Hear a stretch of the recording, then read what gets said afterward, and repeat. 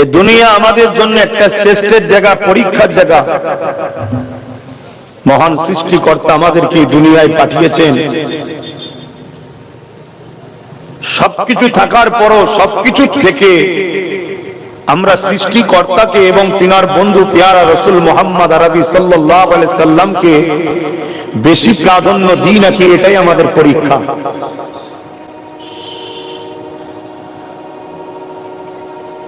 আবার নতুন করে আরো একটা জ্বালা মুসিবত আমাদের দিকে ধেয়ে আসছে। ইসলাম বিদ্বেষীদের চরম একটা হিংসাত্মক মনোভাব আমাদের উপরে যেন দিনকে দিন বেড়ে চলেছে। তবে এটা সত্য কথা, এটা নতুন নয়। আমরা যেমন সোশ্যাল মিডিয়ায় বিভিন্ন জায়গায় দেখছি, মুসলিম ঘরের মানুষগুলোকে ইসলামের ঘরের সন্তান বা ভাই বোনদের উপরে চারিদিকে একটা জুলুম চলছে। কেউ মসজিদকে অ্যাটাক করছে, কেউ মাদ্রাসা ভেঙে দিতে চাইছে, কেউ আল্লাহর বিরুদ্ধে, কেউ নবীর বিরুদ্ধে, নানা রকম ভাবে সবার জন্য একটা টার্গেটের কেন্দ্রবিন্দু হয়েছে ইসলাম। আর ইসলামের বিরুদ্ধে বলতে পারলেই যেন সে একটা সমাজের কাছে, ইসলাম বিদ্বেষীদের কাছে একটা হিরো। তবে আল্লাহ শপথ, আমরা ফেমাস হয়েছি কারো বিরোধী করে নয়, নিজের দিন ও নিজের নেতার প্রশংসা আলোচনা করে আমরা ফেমাস হয়েছি। জোরে বলুন সুবহানাল্লাহ। আমাদেরকে ফেমাস হওয়ার জন্য কাউকে অন্য কারোর মুখোমুখি হতে হয়নি, অন্য কারো নিয়ে সমালোচনা আলোচনা করার প্রয়োজন হয়নি।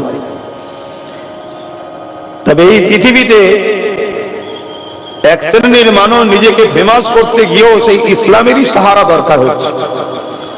হয়তো বিরোধী করছে, কিন্তু সারা ইসলামী হচ্ছে। এইরকম একটা জায়গায় আবার আমরা বেশ কিছু মানুষ এত সুন্দর একটা পরিবেশ তৈরি করে বসেছি ইসলামের পক্ষে প্রমাণ দিবার জন্য। আল্লাহ আপনাদের এই সাহসিকতা, এই ভালোবাসাকে কবুল করুন। বলুন আল্লাহুম্মা আমিন। প্রতিটা দপ্তরে, প্রতিটা জায়গায়, প্রতিটা দেশে একটা টার্গেটমূলক কাজ হচ্ছে। কিছুদিন আগে দেখছিলাম দাড়ি রাখার জন্য পরীক্ষায় বুঝতে পারেনি, কিছুদিন আগে দেখছিলাম হিজাব পরার জন্য স্কুলে ঢুকতে পারেনি, কিছুদিন আগে দেখছিলাম দাড়ি থাকার জন্য প্রশাসনকে হ্যারেস হতে হয়েছে। এটা কন্টিনিউ যেন একটা চলে আসছে। তবে মনে রাখবেন, এত কিছু ডিস্টার্বের মধ্যে দিয়েও পুরো পৃথিবী জুড়ে সব থেকে দ্রুত মানুষ যে ধর্মের দিকে যাচ্ছে, যে ধর্মকে মানুষ অ্যাকসেপ্ট করছে, মন দিয়ে শুনবেন, এত বাধা। নামের আগে মোহাম্মদ থাকার জন্য চাকরির কাগজকে সাইড করে দেওয়া হয়।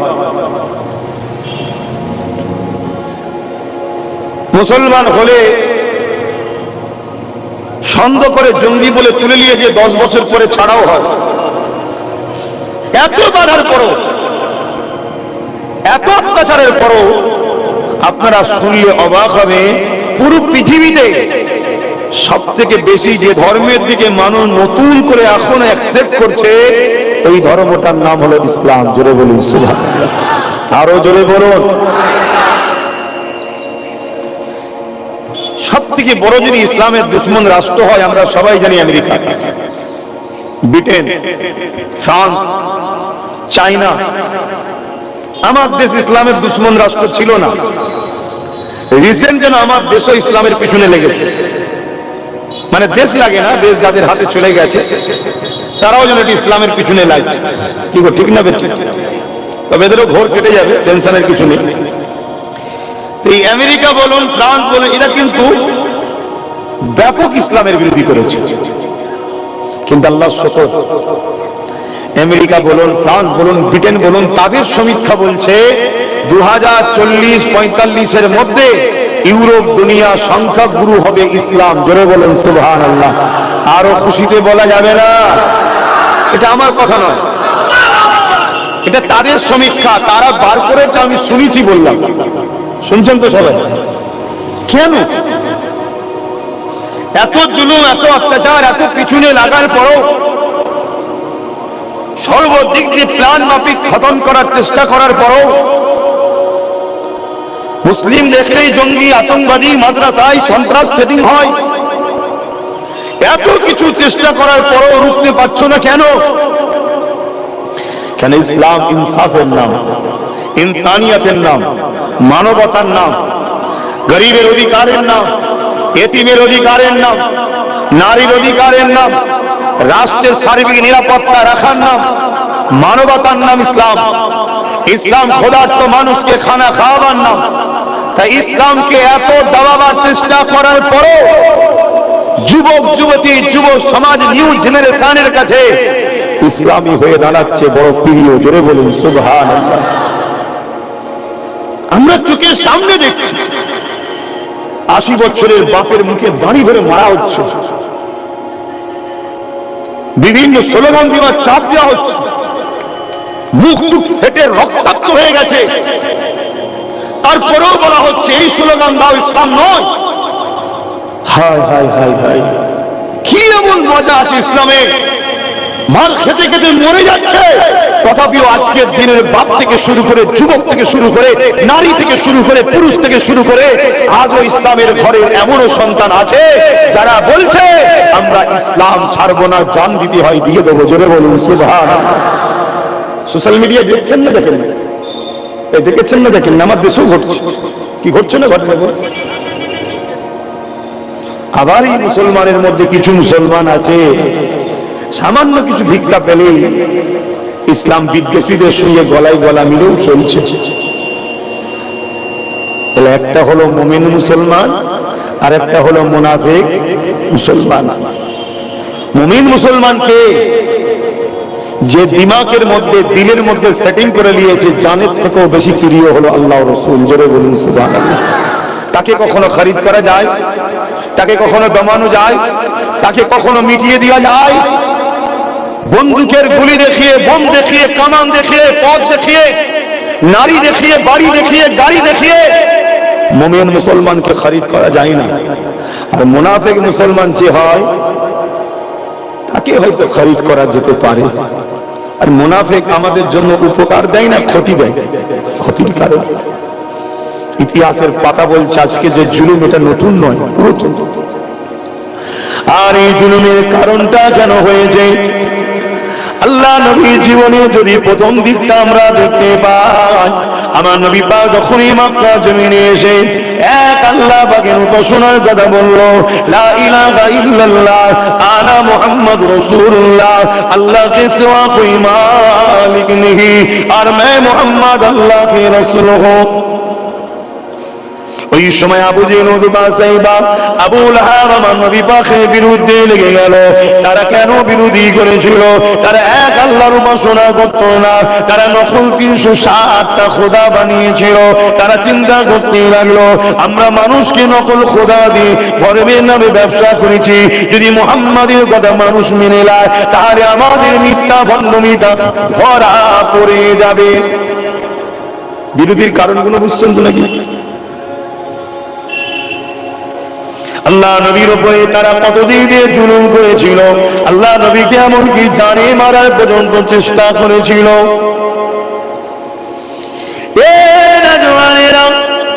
আল্লাহ নবীকে আবু জেহেল বিভিন্ন দিক দিয়ে যখন রুখতে পারে না, আবু জেহেল যখন আমার নবী পাকের সঙ্গে আলোচনা করার জন্য মিটিং এ সেটিং করলো, আমার নবী পাককে বলতেই লাগলো, এ মুহাম্মদ আসো, একসাথে আমরা দেশ চালাবো, অর্ধেক তোমাকে দিয়ে দেবো, অর্ধেক আমরা নেবো, যদি বলো সুন্দরী নারীর সঙ্গে তোমার বিবাহ দেবো।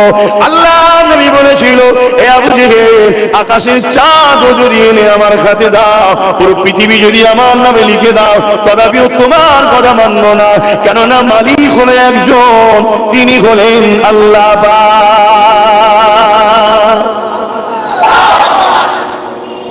নবীর যে উম্মত হবে সে কখনো জালিমদের কাছে বিক্রি হবে?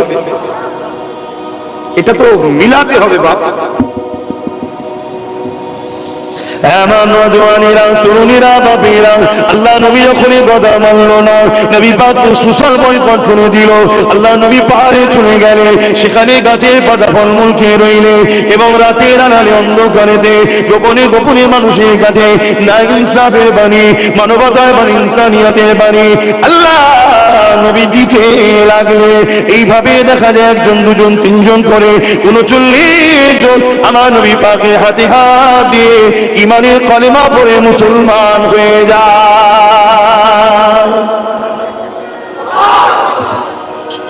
আল্লাহ আজকে আমরা সহজ ইসলাম পেয়েছি, তাই আমাদের ছেলেদের মসজিদে গুরুত্ব নেই, মাদ্রাসালে গুরুত্ব নেই, কোরআনলে গুরুত্ব নেই, ওয়াজের মাহফিলে গুরুত্ব নেই, উলামাদের উপরে গুরুত্ব নেই।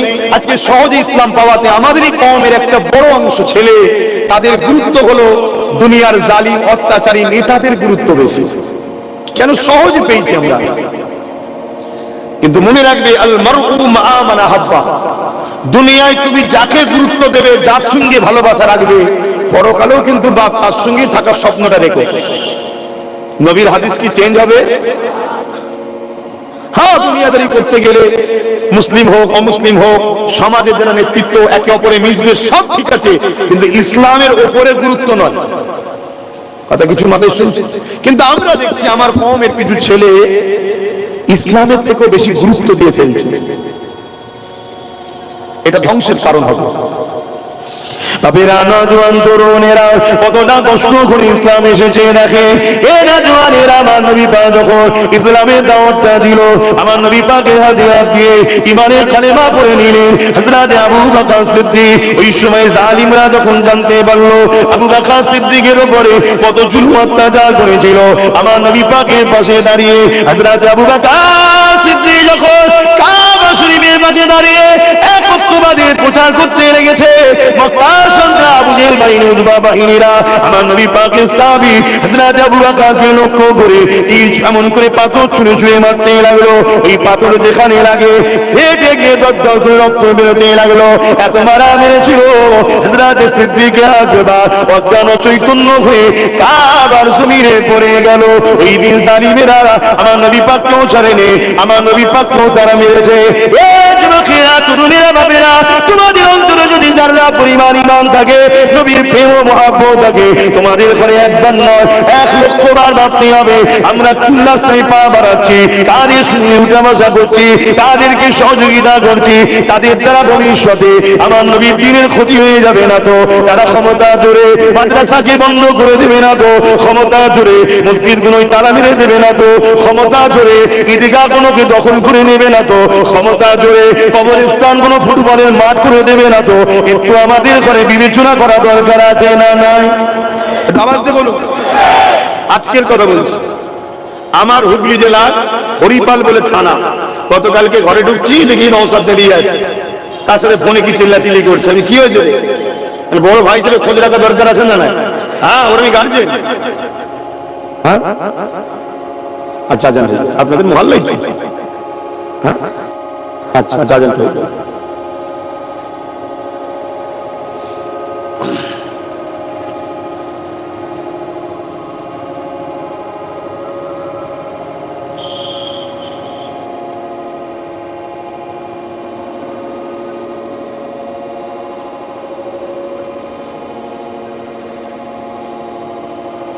সাল্লাল্লাহু আলাইহি ওয়াসাল্লাম।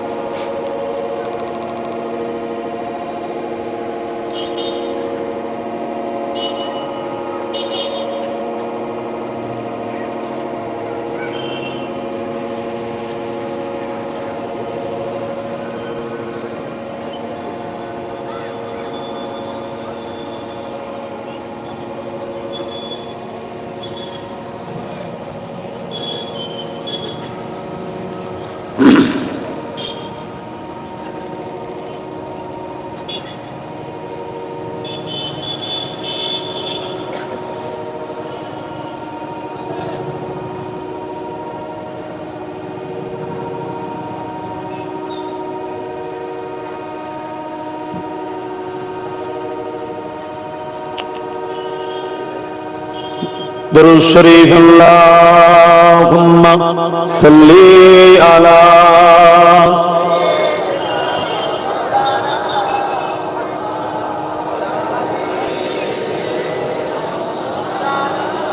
বাপজান আমার কি কথা বলছেন? আমি দেখি ফোনে চিল্লাছিলাম, ক্যাসে চিল্লাছিলাম, কি হয়েছে? ওই হরিপাল বলে একটা জায়গা আছে আমার হুগলি জেলাতে, ওখানে নাকি কবরস্থানের ওপরে মেলা করছে। শুনছেন কি বলছে? দোকানের খুঁটি পুঁততে গেছে, পড়েছে, দেখছে হাড় গড়ে উঠছে। কথা বুঝছেন? এবং ওই মেলার মধ্যে কবরের চিহ্ন পাওয়া যাচ্ছে, কিন্তু ক্ষমতার জোর আছে। তা বলছে আমি যাবো কালকে, তাই চিল্লাচিল্লি করছি। আজকে গেছে শুনলাম। তা আমি যেটা বুঝাতে চাইছি, আমাদের তো ভাবা দরকার, কাল আমরাও তো মরবো। আমাদের কবরের উপরে যদি বক্স লাগিয়ে ধুমধাম আওয়াজ হয়, কি গো ভালো লাগবে? তোমার বিবেক কি বলছে? ভালো লাগবে কি? তাহলে যারা মুরব্বীরা, তোমাদের মাই মুরব্বীরা চলে গেছে, কবরস্থান গুলো কি করে বাঁচবে, এটাও ভাবা দরকার আছে না? না, একটু ভাবো। আল্লাহ বাজার দিয়েছে, ছেড়ে দেয়নি, কেননা আমার নবী পাক অনেক কষ্ট করেছে। সাহাবা হুজুররা যখন আমার নবীকে নবী বলে, আল্লাহকে আল্লাহ বলে মেনে নিয়েছিল, মক্কা জালিম অত্যাচারী মুশরিকেরা, আবু জির, উতবা, সাইবারা আমার নবী পাক সাহাবাদের উপরে কত জুলুম করেছে। এই নওজওয়ান তরুণীরা গরম মরুভূমির বাড়ির উপরে সাহাবা হুজুরদেরকে শুইয়ে দিয়ে বুকের উপরে ভারী পাথর চাপিয়ে দিয়ে বলেছিল, আল্লাহ ছেড়ে দে, নবী ছেড়ে দে, দিন ইসলাম ছেড়ে দে। সাহাবা হুজুর একদিকে গরম পানিতে পিঠ পুড়ে যাচ্ছে, অপরদিকে ভারী পাথরে নিঃশ্বাস নিতে পারছে না। এইরকম একটা অবস্থাতে সাহাবা হুজুররাও বলতে লেগেছে, এ মক্কা নিষ্ঠুর পাষাণ জালিমেরা, আমরা আমাদের জীবন যা পছন্দ করি, আল্লাহ ও রাসূলকে ছাড়া পছন্দ করি না। আরো জোরে বলুন সুবহান। এটা তো আমাদেরও বলা দরকার নাকি, যে আমরা জীবন দেওয়া পছন্দ করি, আল্লাহ রসুল ছাড়া পছন্দ করি না। তবে তো ইমান নাকি? মুসলমান ঘরে জন্ম নিলেই মুসলমান? এ কি বাবা খালি সম্পত্তি নাকি? আল্লাহ নবী কি বলছেন? লা ইউমিনু আহাদুকুম হাত্তা আকুনা আহাব্বা ইলাইহি মিন ওয়ালিদিহি ওয়া ওয়ালাদিহি ওয়ান নাস আজমাইন। অপর হাদিস শরীফ, লা ইউমিনু আহাদুকুম হাত্তা ইয়াকুনা আল্লাহু ওয়া রাসূলুহু আহাব্বা ইলাইহি মিম্মা সিওয়াহুমা মান আহাব্বা আল্লাহ ইউহিব্বু ইল্লা লিল্লাহ।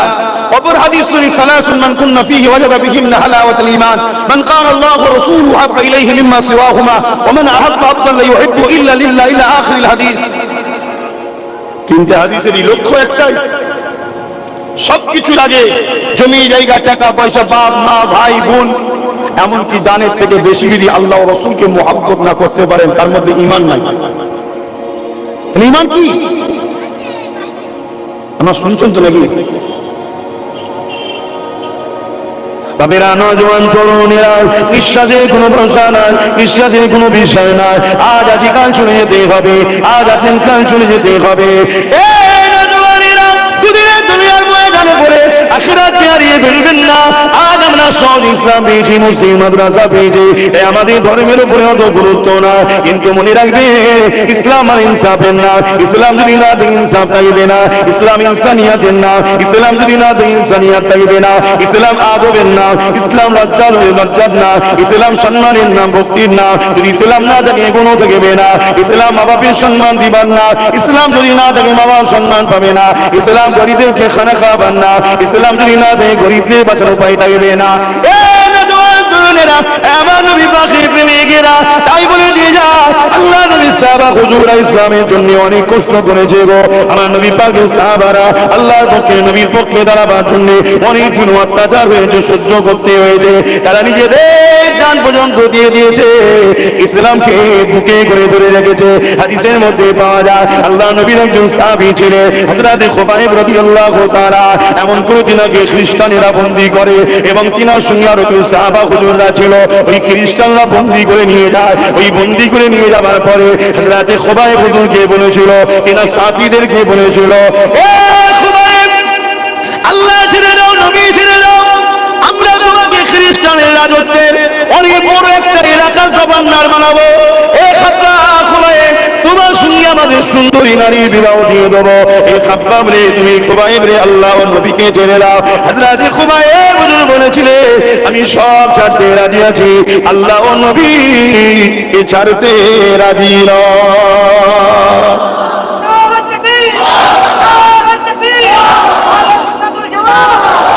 আর আজকে আমাদের অবস্থা কি? আমাদের অবস্থা কি? সবার দিন সমান যায়নি, এটা মনে রাখবেন। এই পৃথিবীতে কোনো জিনিস চিরস্থায়ী নয়, সব যাবে, কিন্তু আল্লাহকে ধরে রাখো, নবীকে ধরে রাখো। দুনিয়ায় হাজারো ষড়যন্ত্র চলছে, যেমন করে হোক উম্মতে মুহাম্মাদীকে আল্লাহ রাসূল থেকে সরাবো। প্রয়োজন হয় গানের খরচ দাও, ফাংশনের খরচ দাও, মেলার খরচ দাও, যাত্রার খরচ দাও, সিনেমার খরচ দাও, যদি চরিত্রহীন নারী নিয়ে ঘুরতে যাই তাও দাও। এদেরকে আল্লাহ রাসূল থেকে যেমন হোক করে সরাও। কেন? তাহলে যতদিন রাসূলের সঙ্গে জুড়ে থাকবো ততদিন এরা আমাদের গোলাম বানাতে পারবে না। আর গোলাম যতদিন না বানাতে পারবে, এরা যে পৃথিবীর খোদা হতে চাইছে, এদের এই স্বপ্ন পূরণ যারা বলুন হবে না। সবাইকে এরা কিনে নিয়েছে, সবাইকে খরিদ করে নিয়েছে, শুধু নবীর প্রেমিকদের এরা পারে না। তাই হাজারো চক্রান্ত চলছে, এমনও চক্রান্ত চলছে, গানে যখন আসছে না, জুয়াই যখন আসছে না, কি বলে গান, সিনেমা, যাত্রা, ফাংশন, লটারিতে যখন আসছে না, এক কাজ করো, সমাজের মধ্যে এমন উলামাদেরকে ছাড়ো যারা ঘুরতে ফিরতে আমার নবীর শানকে ছোট করবে, আলোচনার মধ্যে নবীকে ছোট করে করে শোনাবে। কেন? নবীর বিরুদ্ধে কথা হবে, চুপ থাকলেই ঈমান চলে যাবে। শুনছেন তো নাকি? ঈমান কাকে বলে সেটাই তো বুঝতে পেরেছি কি আমি জানি না। বুঝতে পেরেছেন তো নাকি? নবীর বিরুদ্ধে কোন জায়গায় কথা হচ্ছে, আপনি শুনে চুপ ছিলেন, আপনার ঈমান চলে যাবে। আপনাকে শুনে প্রতিবাদ করতে হবে। হুজুর আমি প্রতিবাদ করতে গিয়ে মার খাবো, আর খেতে হবে? এটা তো প্রেম। তুমি তো বলছো জানের থেকে বেশি ভালো না বাসলে ঈমান নয়, তো মার খাবে তো কি হয়েছে? হুজুর প্রতিবাদ করতে গেলে জেল খাটতে হবে। সাহাবাদের থেকে বড় নাকি? সাহাবারা জেল খেটেছে হুজুরের জন্য, আপনাকে খাটতে হবে। কিন্তু আপনারা যদি একমুঠো হয়ে থাকেন, মার খেতে হবে। এই প্রতিবাদ করলে মার খেতে হবে, একমুঠো থাকলে মার খেতে হবে। এরকম আছে বলে তো মার খাচ্ছেন। খুব ভালো করে বোঝেন বাবেরা, নওজওয়ান তরুণেরা, এ নবী পাকের প্রেমিকেরা, আল্লাহ নবীকে মহব্বত করে ভালোবাসে, পিয়ার করে। সাহাবা হুজুররা যেভাবে মহব্বত করেছে, পিয়ার করেছে, এ নওজওয়ানেরা, হযরতে খুবাইব হুজুর যখন মানলো না, হযরতে খুবাইব হুজুরের সামনে তিনার একটা সাথীকে শুলির উপরে চাপিয়ে দিতে লেগেছে। শুলি কাকে বলে? একটা দাঁড়ানো রড রয়েছে, ছিদ্র সরু করে তার মধ্যে দাঁড় রয়েছে, এইখানে রাস্তা বসিয়ে দেবে, সেটা মাথা দিয়ে বেরিয়ে যাবে। একটা করে সাহাবীকে হযরতে খুবাইব হুজুরের সামনে ওই শুলির উপরে চাপিয়ে দিতে লেগেছে। কারণ ওই গ্রুপের মধ্যে ইমাম ছিলেন খুবাইব হুজুর। এই খুবাইব হুজুরকে ভয় দেখাতে লেগেছে, এ খুবাইব দেখো তোমার সাথীগুলোকে কিভাবে মেরে দিতে লেগেছে। হযরতে খুবাইব হুজুরে চোখে পানি বেরিয়ে গেল। এই অবস্থাটা দেখে জালিম খ্রিস্টান সরকার সে মনে করতে লেগেছে হয়তো নবীর সাহাবীরা ভয় খেয়ে গেছে। তাই খুবাইবের কাছে গিয়ে বলতে লাগলো, এ খুবাইব রে, সাথীরা তো মারা গেছে, তুমি এখনো সময় আছে, মুহাম্মদকে ছেড়ে দাও, আল্লাহকে ছেড়ে দাও, দ্বীন ইসলামকে ছেড়ে দাও, তোমাকে আমরা রাজত্ব দেবো, তোমাকে আমরা সম্মানিত করবো। আল্লাহ নবীর সাহাবী হযরতে খুবাইব হুজুর বলেছিলেন, এ জালিম রে, আমার চোখের পানি দেখে তুই মনে করিস না আমি ঘাবড়ে গেছি, আমি এই জন্য কাঁদতেছি। আমার সাহাবা ভাইগুলো আমার আগে শহীদ হয়ে আল্লাহ নবীর কাছে চলে যাচ্ছে, আমার দেরি হয়ে যাচ্ছে, আল্লাহ নবীর কাছে জবাব দিবানাতে আমি আফসোস করে কাঁদতে লেগেছি। সাহাবা ভাইগুলো আগে চলে যাচ্ছে। খ্রিস্টান বাদশা এই কথা শুনে অবাক হয়ে গেল। এ যুবকেরা, তরুণেরা, বাবেরা, আমাদের পেটে কি জ্বালা ধরেছে, আমাদের কি এমন সমস্যা হয়েছে, আজকে বড় প্ল্যান করে সুদের টাকা, মদের টাকা, দেহ বিক্রি করার টাকা, এমন করে খুশের টাকা, মানুষের উপরে জুলুম করা টাকা, ওই টাকাকে তোমার আমার মধ্যে হারাম ঢুকানো হচ্ছে, ফিরির মাধ্যমে ঢুকিয়ে দেওয়া হচ্ছে। তুমি আমি মনে করছি এটা তো তোমার আমার পাওনা। মনে রাখবে এদের উদ্দেশ্য একটা, তোমার আমার অন্তরে আল্লাহর ভয়কে শোনাতে চাইছে, নবীর প্রেম ও আদরকে শোনাতে চাইছে, এই জন্য হারাম খাদ্য খাওয়াতে চাইছে।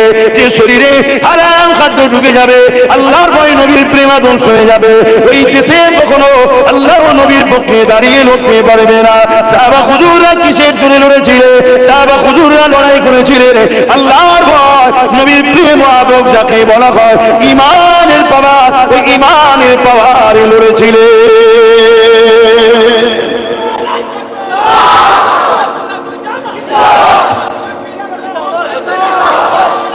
আল্লাহ আমার আব্বা যাদের আমার আলোচনায় কষ্ট হচ্ছে না তো?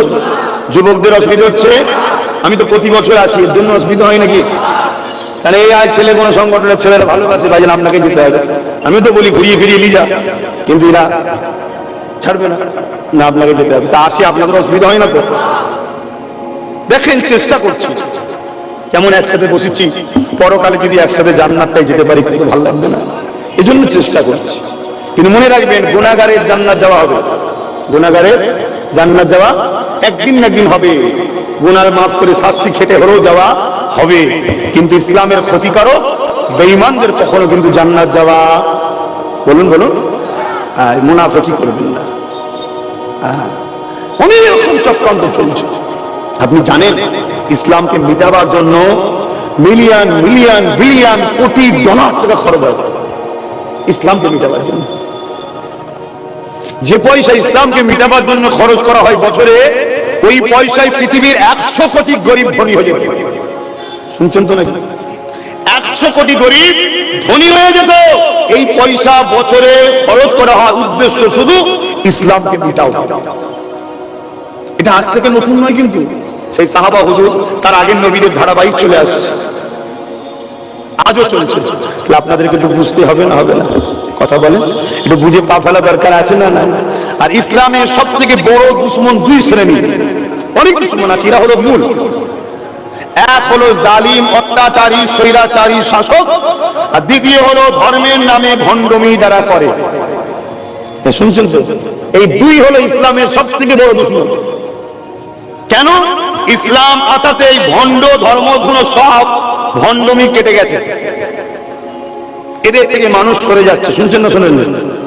দ্বিতীয় হলো ইসলাম আসাতে রোম বলুন, শ্রী পারস্য বলুন, কিসরা বলুন, তাম পৃথিবীর অত্যাচারী জালিম শাসকদের জুলুম খতম হয়েছিল। এদের আবার ভয় হয় ইসলামে আর একজন আসবেন মাসিহ, ইসলামে আর একজন আসবে ইমাম, হযরত ইমাম মেহেদী আলাইহিস সালাম। এই পৃথিবী থেকে সমস্ত রকম অন্যায় অত্যাচার খারাপিকে মিটিয়ে পুরো পৃথিবীতে শান্তি প্রতিষ্ঠিত করবে। জোরে বলুন সুবহানাল্লাহ। তা এরা যেমন করে হোক চেষ্টা করছে ইসলামের ঘরের ছেলেগুলোকে যে কোনো ভাবে ইসলাম আল্লাহ ও রাসূলের থেকে সরানো। আমরা 1 লাখ 2 লাখ পেলে ভাবি আমাদের দরদি নাকি? আমাদেরকে ভাবা দরকার যে আমাদের দরদি না আমাদেরকে গোলাম বানাচ্ছে খরিদ করে। তবে একটা কথা মনে রাখবে, যদি আমি ইসলাম থেকে শুরু শুনে যাই, এতে আমার আল্লাহ ও নবী পাকের কোনো অসুবিধে না।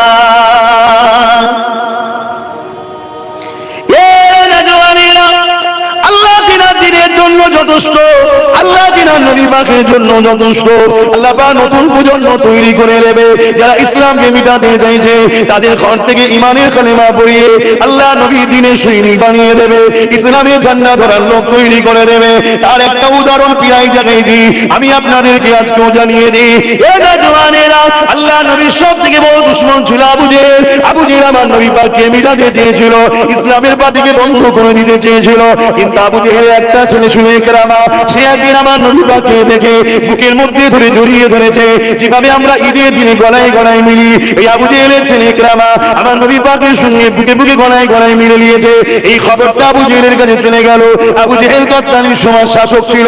আবু জেহেল আইন করে দিয়েছিল, মুহাম্মদ রাসূলের কাছে কেউ যেতে পারবে না।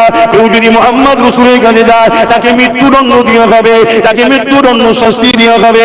যখন আবু জেহেলের কাছে খবর চলে এলো ইকরামা তোমার ছেলে মুহাম্মদ রাসূলের সঙ্গে বুকে বুকে গলায় গলায় মিলেছে, হে আমাদের সরদার আবু জেহেল কি করবে তুমি বলো? এই সময় আবু জেহেল বলতে লাগলো, আমার ছেলে তো কি হয়েছে, ছাড় নাই, আইন আইনের রাস্তায় চলবে। আমরা এই কথা শুনি না? শুনি না? এই কথা বলেন, আমরাও শুনি না আজকের দিনে আইন আইনের রাস্তায় চলবে? আইন আইনের রাস্তায় চলে না, চলে। আইন কমজোরের পিছনে লাগে আর সবলদের শাস্তি করে, ঠিক না? এসব মুখের কথা, আইন আইনের রাস্তায় চলবে, হাকিকাতে হয়? কথা বলছো না? যদি হতো তাহলে আজকে করে এই বোনটা ইনসাফ পেল না কেন? বলো, একদম তো কোনো সত্য নয়, দিনের থেকে সত্য।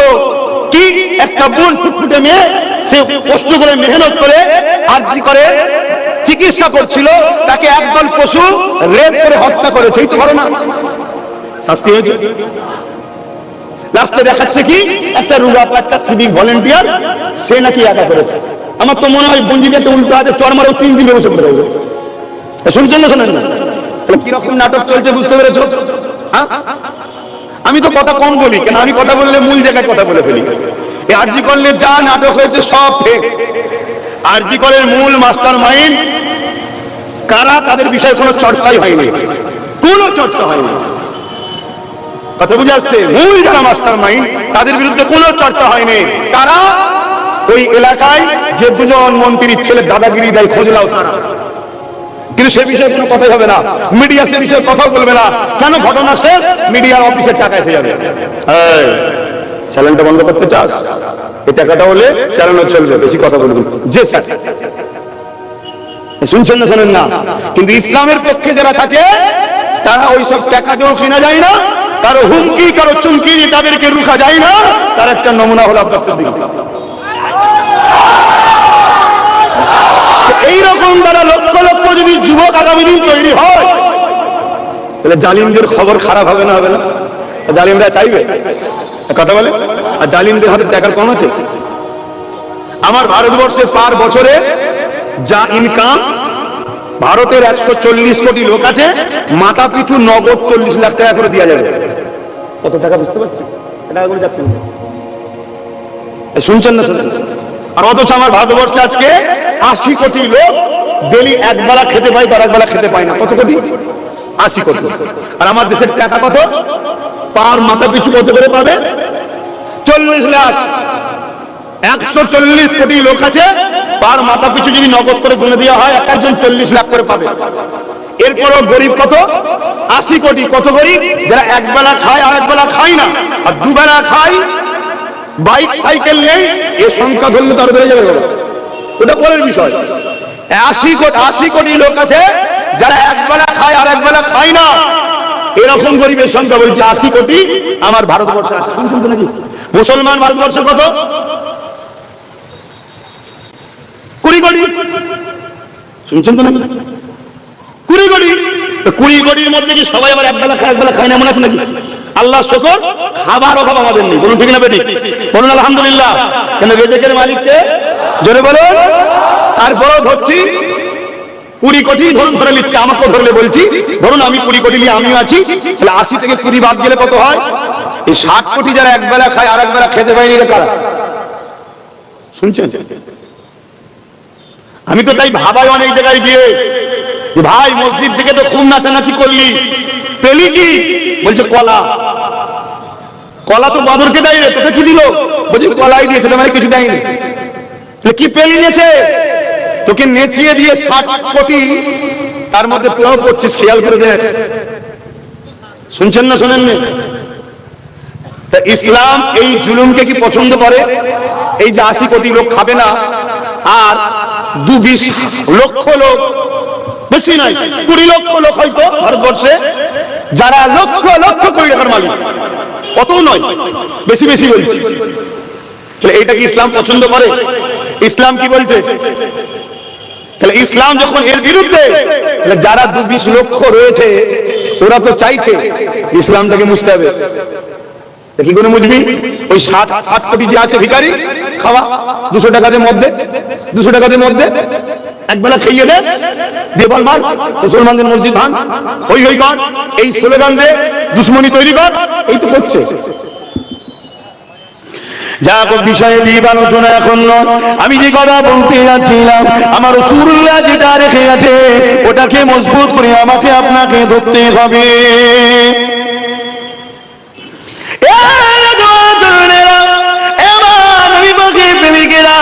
আজ আমরা সহজে মুসলিম মাদ্রাসা পেয়েছি, দ্বীন ইসলাম পেয়েছি, এই জন্য আমাদের গুরুত্ব নাই। অথচ আমার নবী পাক সাহাবা হুজুররা কত কষ্ট করেছে ইনসাফের জন্য, ইনসানিয়াতের জন্য, মানবতার জন্য, সভ্যতার জন্য, গরিবের হক মিটে পাওয়ার জন্য, এতিমের পক্ষে দাঁড়াবার জন্য, অসহায়কে সাহায্য করার শিক্ষা দিবার জন্য। এই দুনিয়ার উপরে ইনসাফ প্রতিষ্ঠিত করার জন্য, ইনসানিয়াত প্রতিষ্ঠিত করার জন্য, মানবতা মানব শিক্ষা দেওয়ার জন্য, মানব বন্ধন তৈরি করার জন্য আল্লাহ নবী সাহাবারা যখন নায়ের পক্ষে দাওয়াত দিয়েছে, এই সময় মক্কার অত্যাচারী আবু জিল উতবা সাইবারা আমার নবী ও সাহাবাদের উপরে কত জুলুম করেছে। এ নওজওয়ানেরা, তরুণেরা, এমনও দিন গেছে আমার নবী গাছের পাতা বলমুলকে পাহাড়ে গিয়ে সেই জায়গাতে থেকে গোপনে গোপনে রাত্রে দিনের দাওয়াত দিয়েছে। এমনও দিন গেছে হযরত বেলাল হুজুরের মতো মানুষকে ধরে নিয়েছে, রডকে গরম করে বেলাল হুজুরের ঠোঁটে মুখে ছ্যাঁকা দিতে লেগেছে। ওই ছ্যাঁকা লাগতে লাগতে লাগতে জিভে যখন গরম লাল রডটা লেগে যায়, জিভটা ফেটে যায়, বেলাল হুজুর তুতলা হয়ে যায়। এই যুবকেরা, এই জুলুম কি তোমাদের উপরে হচ্ছে? না হয়নি, না হয়নি। কিন্তু যেভাবে গাফলতি করছো তোমরা, যদি এই গাফলতির ঘুমের মধ্যে থাকো, এই গাফলতির জিন্দেগির মধ্যে থাকো, এই গাফলতির জীবন ব্যবস্থার মধ্যে থাকো, মনে রাখবে তোমাদের চতুর্দিকে অনেককে তৈরি করা হচ্ছে, তোমাদের বিরুদ্ধে তাদের বিরুদ্ধে বিষ তৈরি করা হচ্ছে, তাদের মাথায় ঢুকানো হচ্ছে মুসলমান দেখলে মারো, মুসলমান মানে আতঙ্কবাদী, মুসলমান মানে জঙ্গি, মুসলমান মানে দেশদ্রোহী, এদেরকে মেরে দিলে পুণ্য হবে। যেমন সাপ দেখলে তুমি আমি বিষধর বলে মারি, ওই রকম তোমাদের পিছনে কোটি কোটি টাকা খরচ করে ক্ষমতাশালী শাসকেরা তাদের আড়ালেতে, তাদের আন্ডারেতে, তাদের ছায়াতলেতে এই জঙ্গি সন্ত্রাস তৈরি করা হচ্ছে, যারা আগামী দিন তোমাদের বেটিদের উপরে, তোমাদের বোনেদের উপরে, তোমাদের বাচ্চাদের উপরে তারা কি অস্ত্র প্রসন্নায় ঝাঁপিয়ে পড়বে, যে ঝাঁপানোতে তোমাদের পেটিগুলোর চোখ চলে যাবে, তোমাদের বাচ্চাগুলো হত্যা হয়ে যাবে। যেমন আজকে প্যালেস্টাইনের বুকে হচ্ছে 45,000 বাচ্চাকে কাফন করতে হয়েছে। এই বলবো একটু ভেবে চিনতে পা গেলো, আগামী দিনটা বড় ভয়ানক আসছে। রাসূলুল্লাহ যে নয় তার সঙ্গে তুমি থেকো না, যে আল্লাহর নয় তার সঙ্গে তুমি থেকো না। আর বিরোধী যদি করতে না চাও, না করে গিয়ে যাও, কিন্তু তাকে সহযোগিতা তুমি করো না। কেননা মনে রাখবে আল্লাহ বা কোরআনে জানিয়ে দিয়েছে, এ দুনিয়ার মানুষেরা তোমাদের প্রকাশ্য দস্যু হলো এই শয়তান। এই শয়তান প্রকাশ্য তোমাদের শত্রু।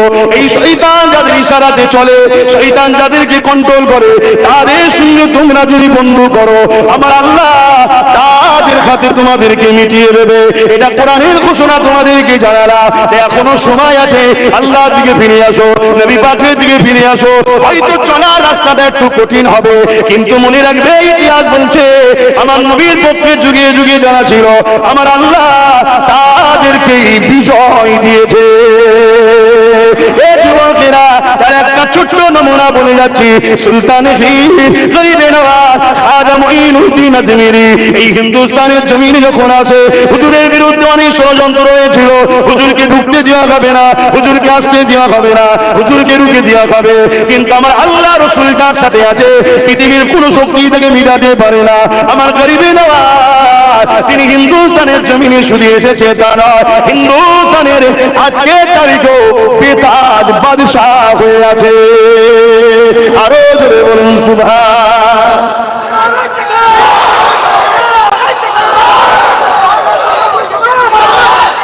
আমার কথা মাইক আপনারা বুঝতে পারছেন? এক গণকটা হিন্দুস্তানের তখন রাজা ছিল। হিন্দুস্তান তখন ছোট ছোট রাজা ছিল, এত বড় নয়, ছোট ছোট রাজা ছিল। আজমির বলে ওই জায়গায় যে রাজা ছিল তার নাম পৃথ্বীরাজ। তাকে এক গণককার বলেছে যে একজন মুসলিম দরবেশ আসছে যে তোমার রাজত্বকে শেষ করে দেবে। শুনছেন তো নাকি? আজকে গরিবে নওয়াজের মাজার খুলে ষড়যন্ত্র হচ্ছে না, হয়? এ সব দোষ কার ঘাড়ে দেবে বলুন? সব দোষ বাপ আমাদের, সব দোষ আমাদের। নিজের ছেলেকে শুইয়ে খেয়ে আর পরের ছেলেকে খাইয়েছি আমরা। আমি কি বুঝাচ্ছি, বুঝছেন তো নাকি? হ্যাঁ, আমরা আমাদের ইমামকে বিশ্বাস করি না, আমরা বিশ্বাস করি আমার পাড়ার, আমার এলাকার চরিত্রহীনটাকে বিশ্বাস করি। খারাপ লাগছে নাকি? আমরা আমাদের উলামাদের বিশ্বাস করি না, আবার উলামাদের মধ্যে দুটো দল হয়ে গেছে। বড় কঠিন সমস্যার মধ্যে আমরা কিন্তু পড়েছি। আর এটা তো আখিরি জাবান, আমার নবী তো বলেছে আখিরি জাবানে হাতের তালুতে আগুন রাখার থেকেও ঈমান বাঁচানো বড়। সেই সময় এখন আমাদের হযরত গরিবে নওয়াজ খাজা মুঈনুদ্দিন আজমিরি সঞ্জালি রহমাতুল্লাহ আলাইহি তিনাকে রুকার জন্য চেষ্টা করলো পৃথ্বীরাজ। দিল্লি সহ বিভিন্ন জায়গায় খবর পাঠালো পুরো বর্ডার সিল করে দাও। আর এক জাদুকর জাদুর মাধ্যমে গরিবে নওয়াজের একটা তসবিহ তৈরি করলেন। ভেবে দেখুন, অবশ্যই জাদু হলো ধোঁকা। এই তসবির সব জায়গাতে পৌঁছে দেওয়া হলো, বর্ডার গুলো সিল করে দেওয়া হলো, গরিবে নওয়াজ না ঢুকতে পারে, সব অস্ত্র হাতে নিয়ে। মক্কার আবু জেহেল বলেছিল বর্ডার সিল করে দাও, মোহাম্মদ রাসূলুল্লাহ বেরিয়ে যেতে পারে। শুনছেন তো? আর আমার দেশে জালিম অত্যাচারী পৃথ্বীরাজ বলেছিল কি নবীর আওলাদ না ঢুকতে পারে। আর সেই ধারাবাহিকতা এখনো রয়েছে। এই বাংলার অনেক গ্রামে বলা হয় খানদানে রসুল আব্বাস সিদ্দিকী না ঢুকতে পারে, বলা হয় নয় না? এ নিয়ে তোমরা দুঃখ করো, আমি দুঃখ করি না। কারণ এগুলো শোনার পরে মনে হয় ঠিক রাস্তাতে আছি। এগুলো না হলে সন্দেহ হতো ঠিক জায়গায় নেই নাকি বলতে, কেন ধারাবাহিক চলে আসছে দেখুন না, ধারাবাহিক। এবং আমার নবীকেও রুকা হয়েছিল না রুকা হয়নি। তায়েফের জমিনে নবী যখন যাচ্ছিল কি বলেছিল? মোহাম্মদ রাসূল যেন তায়েফে ঢুকতে, আহা কত মেরেছে বলেন তোমার নবীকে। এ উম্মত বিক্রি হয়ে যাচ্ছ, হ্যাঁ?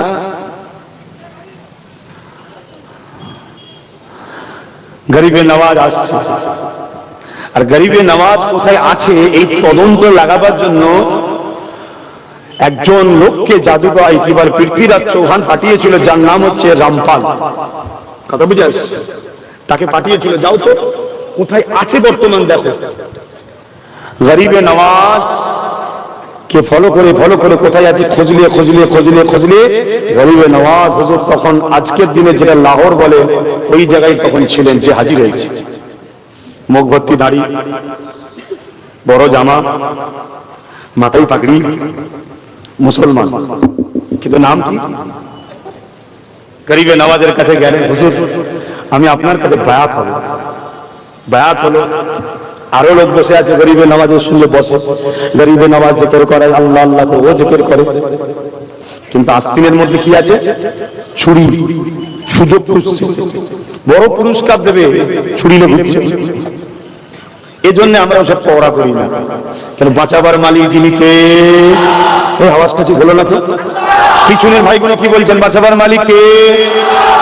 একবার শাহাদাত আগুল তুলে বলুন আল্লাহ, আরো জোরে বলুন আল্লাহ, আরো একবার বলুন আল্লাহু আকবার।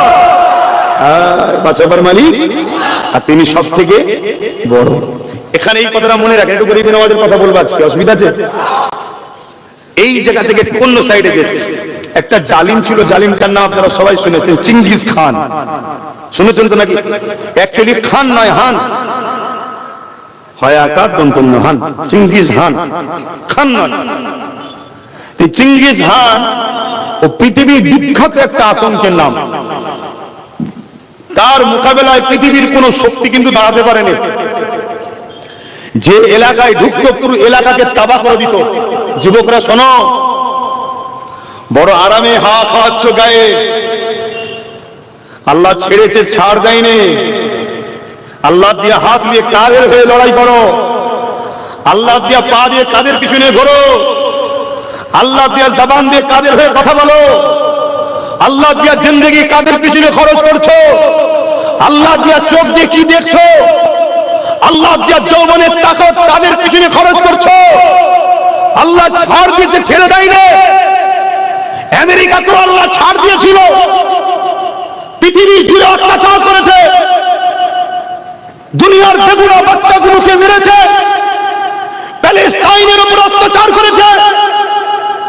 আমেরিকা ইসরায়েলকে সহযোগিতা করে বোম দিয়ে, অস্ত্র দিয়ে, প্লেন দিয়ে নিরীহ প্যালেস্টাইনবাসীর উপরে রক্তের বন্যা ছড়িয়েছে।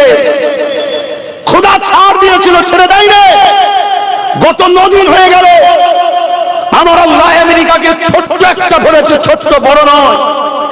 দুনিয়া ভাবতে পারে এত বিশাল দাবানল কখনো দেখিনি, কিন্তু একজন ইমানদার বলছে এটা একটা ছোট্ট ব্যাপার আমার আল্লাহর কাছে। ওই আমেরিকার আমার আল্লাহ পাক আমেরিকার বুকে এক দাবানল শুরু হয়েছে। লস অ্যাঞ্জেলস বলে একটা শহর আছে, যেখানে সব ভিআইপিরা থাকে, কোটি কোটিপতিরা থাকে, তাদের কোটিপতি, শিল্পপতি, গায়ক গায়িকা সব থাকে। আমার আল্লাহ সেই শহরকে তাবাহ করে দিচ্ছে আগুন দিয়ে। হাজারো চেষ্টা করছে পানি দিয়ে বন্ধ করার, 100 স্পিডে হাওয়া চলছে আর আগুন চলছে, হাওয়া চলছে আগুন চলছে, পানি শেষ হয়ে গেছে, আগুন এখনো বন্ধ হয়নি।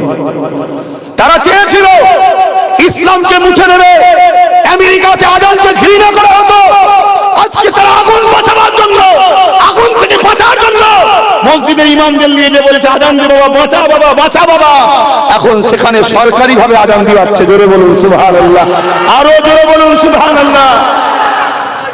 আল্লাহ, আমার দেশেও মাঝে মাঝে শুনি কিছু মানবরূপী কুকুররা মাঝে মাঝে বলে আজানে নাকি অসুবিধে হয়। আজানে যদি অসুবিধে হয় তাহলে আমেরিকা আগুন বন্ধ করার জন্য বুঝে নিয়েছে আমাদের সব ক্ষমতা শেষ, আজানই দরকার। আর আমেরিকা শিখলো কার থেকে? এটা শুনবেন না? আজ থেকে বছর 3-4 আগে ব্রাজিল বলে একটা দেশ আছে, ওই দেশের অ্যামাজন জঙ্গলে আগুন ধরেছিল। যে আগুনেতে অ্যামাজন জঙ্গল বিরাট ভয়ানক একটা দাবানল দেখা দিল। আশপাশের পড়োশি দেশ এবং ব্রাজিল সহ সবাই পানি দিচ্ছে, হেলিকপ্টার করে ফ্লাইট করে পানি দিচ্ছে। জঙ্গলের আগুন বন্ধ তো দূরের কথা, পানি যেন পেট্রোলের মতো কাজ হচ্ছে, আগুন আরো বেড়ে যাচ্ছে। তখন ব্রাজিলের সরকার যারা মসজিদ ব্যান করেছিল, আজানকে ব্যান করেছিল, তারা গিয়ে মসজিদ যে কটা খোলা ছিল ওই মসজিদের ইমামদের কাছে গিয়ে করজোড়ে হাত জোড় করে বলছে সব চেষ্টা ফেল, তোমরা একটু দেখো। মসজিদের ইমামরা গেলেন, 2 রাকাত নফল নামাজ পড়লেন। নামাজ পড়ার পরে আল্লাহ শাহী দরবারে হাত তুলে দোয়া করতে লাগলেন, আজান দিতে লাগলেন। আল্লাহ পাকের রহমতে মেঘলা হলো, পানি হলো, আগুন বন্ধ হয়ে গেল। জোরে বলুন সুবহানাল্লাহ। আমরা ইনসাফ পরায়ণ মানুষ, আমরা মানবতা প্রেমিক মানুষ, কিন্তু রক্তে গোস্তে তৈরি। প্যালেস্টাইনে সেই বাচ্চাদের কান্না, প্যালেস্টাইনে সেই মায়েদের আর্তনাদ, প্যালেস্টাইনে সেই বেগুনা বাচ্চাদের চিৎকার আজকে আমাকে বুঝাচ্ছে, বাধ্য করছে। আমেরিকায় যারা আজান দিচ্ছে, আমার মনে হয় এদের আজান আজকে কাজে লাগবে না, কারণ আল্লাহ যখন ধরেছে এর একটা শেষ থেকে ছাড়বে, এটা আমার ঈমান দাওয়া দিচ্ছে। কিন্তু এরপরও আমার বলা দরকার, কেন আমরা নবীর আদর্শে আদর্শিত, আমাদেরকে চেষ্টা করা দরকার মানুষ বিপদ থেকে যেন মুক্তি পায়। কিন্তু আবার এটাও মনে হয় মানব রূপী যদি পশু হয় তার মরারও দরকার আছে। কি গো ভুল বলছি?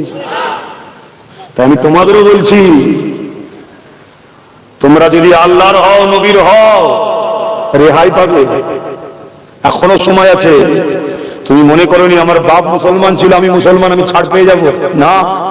2 হাত দিয়েছি কি করতে? জুলুম করার জন্য না, জুলুমের হাত থেকে মানুষকে বাঁচাবা। কথা বলো, আসো, সংগ্রাম করো, ঐক্যবদ্ধ হও, সংগঠিত হও, অন্যায়ের বিরুদ্ধে রুখে দাঁড়াও। অন্যায়কারীদের কাছে যদি বুলেটের গুলি থাকে সেনাকে পেতে দাও, মারো গুলি, 500 মারো, 5000 মারো, 5 লাখ মারো, যত মারবে তত সংখ্যা বাড়বে। একদিন তোমাকে মিটবে, তোমাকে মিটিয়ে দিয়ে এই সমাজে শান্তি প্রতিষ্ঠিত আমরা করবো, এই অঙ্গীকারবদ্ধ আমাদের হতে হবে। ঠিক না বেঠিক? তুমি তো মুসলমান। এই সমাজের এতিম যেন না পাবে, এই সমাজের বিধবার উপরে জুলুম যেন না হয়, এই সমাজের ক্ষুধার্ত মানুষ যেন খানা পায়, এই সমাজের হিন্দু হোক, আদিবাসী হোক, সাঁওতাল হোক, মানুষ মানুষের মিলেমিশে থাকবে, কোন মানুষের উপর অত্যাচার যেন না হয়, এই নিরাপত্তার ব্যবস্থা করার নাম তো ইসলাম। শুধু মসজিদে গিয়ে নামাজ পড়ার নাম ইসলাম? মানুষের নিরাপত্তা তৈরি করার নাম ইসলাম না? ইসলাম না। আসো যুবকরা, ভাবো, তুমি আজকে বিক্রি হয়ে যাবে, খরিদ হয়ে যাবে। তুমি ভাবছো আমার তো ভালোই চলছে, তোমার আখিরাত নাই। আর তোমার পরের জেনারেশন, তোমার ছেলেটার ভবিষ্যৎ কি হবে তুমি একবার ভেবে দেখেছো? হ্যাঁ, তোমার ছেলেটার কি হবে ভাবছো? কত কষ্ট করেছে আমার নবী, সাহাবা, হুজুররা। আল্লাহ নবী কথা বলার জন্য একটা দিন এমন হয়ে গেল, আল্লাহ নবী নবীর বিরুদ্ধে লড়াই শুরু হয়ে গেল। উহুদের ময়দান ছিল। এই যুবকেরা তরুণীরা বাবেরা আমার নবী পাকের দিকে লক্ষ্য করে মক্কা জালিমরা তীর মারতে লাগলো। আমার নবী পাক খালি হাতে দাঁড়িয়ে রয়েছে। নবী পাকের সাহাবা চতুর্দিকে না ইনসাফের জন্য লড়াই করতে লেগেছে। ঠিক এমনই সময় এক জালিম নবী পাককে লক্ষ্য করে তীর মারবে। ঠিক এমন সময়তে আল্লাহ নবীর একজন সাহাবী হযরত তালহা রাদিয়াল্লাহু তাআলা তিনি দেখতে পেয়ে যায় আল্লাহ নবী একা দাঁড়িয়ে রয়েছে। হযরত তালহা রাদিয়াল্লাহু তাআলা তিনি ছুটে এসে আমার নবী পাকের সামনে দাঁড়িয়ে গেলেন। যে তীরটা আমার নবী পাকের সিনায় লাগার কথা ছিল, ওই তীরটাকে আল্লাহ নবীর সাহাবী নিজে সিনায় নিয়ে নিলেন। এই যুবকেরা তরুণীরা বাবেরা আল্লাহ নবীকে তীর মারতে লেগেছে। হযরত সাহাবী নবীর সামনে দাঁড়িয়ে আছে। একটা, দুটো, তিনটে, চারটে, পাঁচটা, ছটা, 10টা, 20টা, 20টা, 30টা, 85 থেকে 80টা তীর আমার নবী পাককে লাগার কথা ছিল। সাহাবী নিজের সিনাতে পিঠে লাগিয়ে নিল। এমন সময় সাহাবী জমিনের দিকে চলে পড়ছে। নবী পাকের সাহাবারা এগিয়ে এসে ওই জালিমদেরকে হটিয়ে দিয়ে আমার নবী পাককে ঘিরে ফেললে। আল্লাহ নবীকে বলতে লাগলে, ইয়া রাসূলুল্লাহ, হাবিবাল্লাহ, হুজুর আপনি কেমন আছেন? আল্লাহ নবী বলতে লাগলে, এ আমার সাহাবী রে, এ আমার সাহাবা রে, আমি মুহাম্মদ ভালো আছি, তবে আমার তালহাকে দেখো না গো, আমার তালহার খোঁজটা নাও না গো। তালহা আমার ভালোবাসায় নিজেকে কুরবান করে দিল। এ সাহাবীর খোঁজটা নাও না। সাহাবা হুজুররা এগিয়ে গিয়ে হযরত তালহাকে জিজ্ঞাসা করে, ও ভাই তালহা তুমি কেমন আছো? হযরত তালহা বলছে, একটা খুশির সংবাদ আছে আর একটা দুঃখের সংবাদ আছে। খুশির সংবাদ কি? হযরত তালহা বলতে লেগেছে, আমি আমার জান আল্লাহর জন্য দিয়ে দিলাম, নবীর প্রেমে দিয়ে দিলাম। এই জন্য আল্লাহ আমার জান এখনো বেরোয়নি, যাবার সময় হয়ে গেছে, কিন্তু আল্লাহ আমাকে জান্নাত দেখাতে লেগেছে।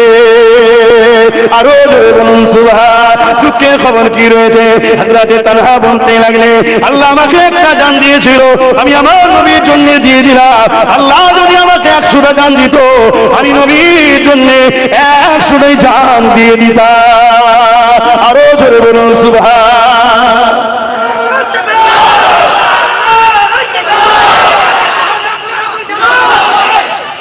এই যুবকরা, আমরা কি তোমার আমার নবীর পক্ষে না বিরুদ্ধে? বলো বলো। তোমরা কি আমাদেরকে পাহারা দেবে না? আমাদেরকে ঘিরে রাখবে না? আগামী দিন ওয়াজ করতে দেবে না? হক কথা বলতে দেবে না? বেঁধে দেওয়া হবে। মদের বিরুদ্ধে কথা বলতে পারবেন না, জুয়ার বিরুদ্ধে বলতে পারবেন না, সুদের বিরুদ্ধে বলতে পারবেন না।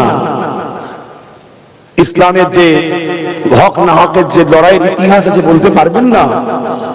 শুনছেন না?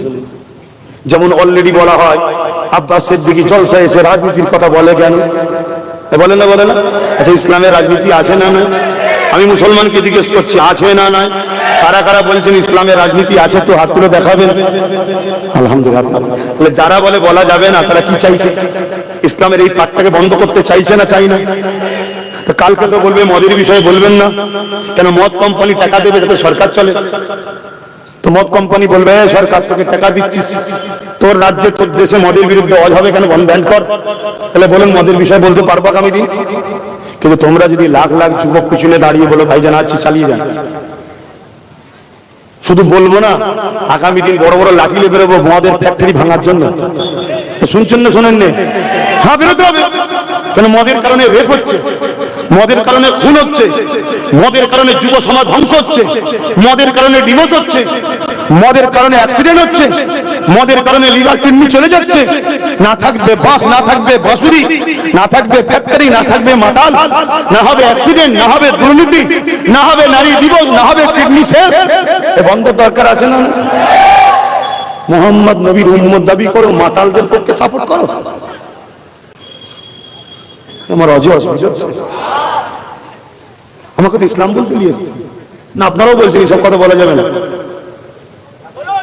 আমি বুঝতে পারছি বলা যাবে না। আবার আপনারা আমার বিরুদ্ধে লেগে যাবেন। আচ্ছা, সবাই যদি আমার বিরুদ্ধে লেগে যায় কি বলা বন্ধ? আরো জোর বলবো। আমি খুব জেদি ছেলে ভাই, যেখানে বলবে সুই ঢুকবে না ওখানে ফাল ঢুকিয়ে ছাড়বে। কথা বুঝছেন না? বোঝেন না? হ্যাঁ, ট্রাই করে দেখুন, ট্রাই করে দেখুন। আমার লাইফে তো সবসময় তো আপনারা আমার সাথে আছেন। কি আছেন তো নাকি? আগে ছিলেন না? সবসময় দেখেছেন তো আমাকে। চেঞ্জ হয়ে গেছে নাকি বিক্রি হয়ে গেছে? খুব ভালো করে বোঝেন বাপ আমার, ভাই আমার, খুব ভয়ানক দিন আসছে। তুমি কি চাও তোমার বোনটা ডিভোর্স হোক মদের কারণে? তুমি কি চাও তোমার অ্যাক্সিডেন্টটা হোক মদের কারণে? তুমি খাওনি কিন্তু অন্যজন খেয়ে গাড়ি চালাচ্ছিল। কিছুদিন আগে শুরু হয়েছিল আবার কি ফু দাও ফু। কি চেক হচ্ছে বলছে মদ খেয়েছে কিনা। হাই রে কপাল, ওখানে দোকান খুলে রাস্তায় এই আওয়াজ সিদ্ধি চৌমাথায় আমার একটা ভাইকে ধরে বলেছিল না, ওর ফুঁড়ো বেরিয়ে গেল ছুঁড়।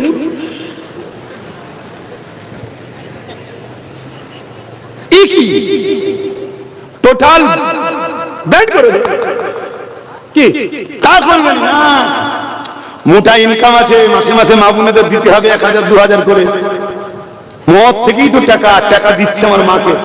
আর আমার নামাজি পড়া মা, কোরআন পড়া মা খেয়ে আগে ফজর পড়তো, এখন ফজরে ঘুমোচ্ছে। আগে কোরআন পড়তো, এখন কোরআন খুলেই আর দেখেনি। এত অ্যালার্জি কিসের হলো না বুঝতেই পারছে না। ধ্বংস হচ্ছে কেন?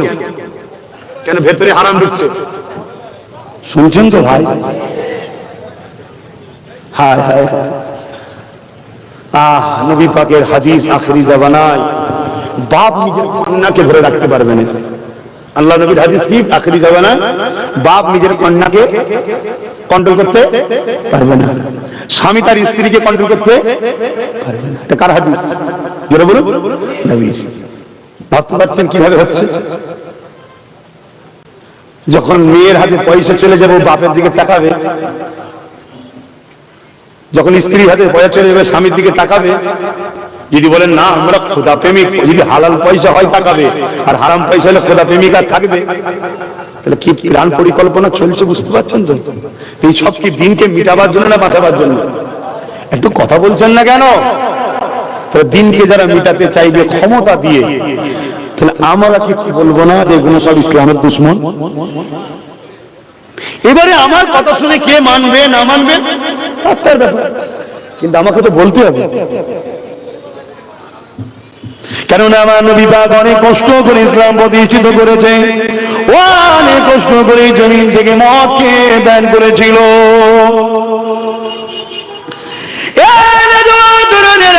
আল্লাহ নবী মদকে ব্যান করে দিয়েছিলেন, আল্লাহ কোরআনে আয়াত নাযিল করে দিয়েছিলেন মদ তোমাদের জন্য ক্ষতিকারক, এজন্য আল্লাহ হারাম করে দিল।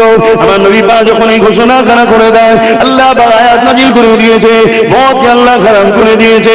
এ নওজওয়ান তরুণেরা বাবেরা, সঙ্গে সঙ্গে দেখা যায় এই রকম করে মদিনা মক্কা ড্রেনগুলো দিয়ে বর্ষার সময় যেমন পানির স্রোত যায় ওইভাবে মদ যেতে লেগেছে। অর্থাৎ যার যেখানে ভর ছিল মদের যা ছিল সব কিছু ভেঙে দিয়েছে। এমনকি কোন সাহাবী হুজুররা বলতে লেগেছে, আমরা দেখতে লেগেছি অনেকে মদের পাত্র মুখের গোড়ায় নেমেছিল, যেই কানে গেছে নবী বলেছে হারাম অমনি ফেলে দিয়েছে। অনেকে মুখের মধ্যে দিয়েছে, ঢোক এখনো গেলেনি, যেই বলেছে হারাম উগলে দিয়েছে। এ যুবকেরা তরুণীরা বাবেরা, আজকে নবীর উম্মত দাবি করি, আজকে নবীর দ্বীনের আলেম দাবি করি, আজকে নবীর দ্বীনের পীর দাবি করি, মুর্শিদ দাবি করি, আজকে নবীর দ্বীনের মাদ্রাসার ইমাম দাবি করি, আলেম দাবি করি, মসজিদের ইমাম দাবি করি। আজকে মদকে নিয়ে এত হারুহুরি হচ্ছে, কোন মসজিদে দাঁড়িয়ে ইমাম বক্তব্য দিচ্ছে না, কোন আলেম জলসার মাহফিলে মদের বিরুদ্ধে বলছে না, কোন পীর খানকায় দাঁড়িয়ে মদের বিরুদ্ধে বলছে না। এই সমাজের মুসলিম মনের ছেলেরা তারা আজকে মদের দিকে আসক্ত হয়ে যাচ্ছে। মনে রাখবেন আল্লাহর জান্নাতের পাক পবিত্র, যে শরীরে না পাক জিনিস চলে যাবে পাক জান্নাতে ওঠা যাবে না। যদি বলেন আমি করে ফেলেছি এখন কি করব, আমার ভয় এসেছে, তাহলে উচিত হবে তওবা করে নিয়ে আল্লাহর কাছে কাঁদাকাটি করো, আল্লাহর কাছে ক্ষমা চাও।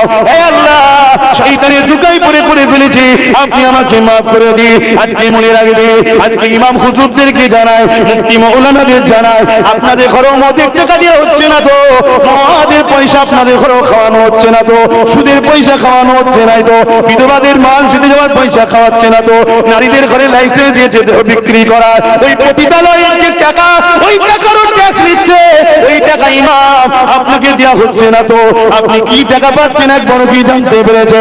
আপনি কেন কথা বলছেন না?